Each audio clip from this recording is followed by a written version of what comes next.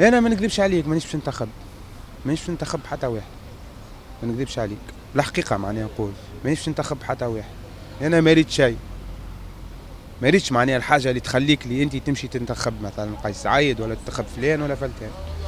تنتخب من الاول يمشي درا شنيا وهبط، مثلا يهبط لك باب سويقه ولا يهبط لك درا شنيا محليه درا شنيا، يوريني خويا البلاد العباد مساكن ما عادش خالط على حد شيء، راهو بالرسمي ما عادش. كانت ثلاثه طبقات، توا ما عادش فما اللي لابس عليه وفما الفقير جمله صار.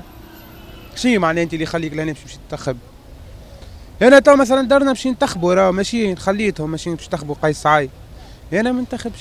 حكايه اخرى هذيك في الانتخاب. يعني قلت لك انا عندي مده من اللي معناها حسيت البلاد زادت وزاد كل شيء وولات معناها درا كيفاش البلاد، ما عادش نحب ننتخب، ما عادش بالرسمي نحب ننتخب. خاطر ننتخب يا خويا هاك تشوف قيس سعيد من الاول مشينا يدي دارنا الكل وفرحانين وقيس سعيد والدنيا مشي رجلنا الدنيا ومش فما خدم مش تولي ومنا ما رينا شيء، ما فما شيء.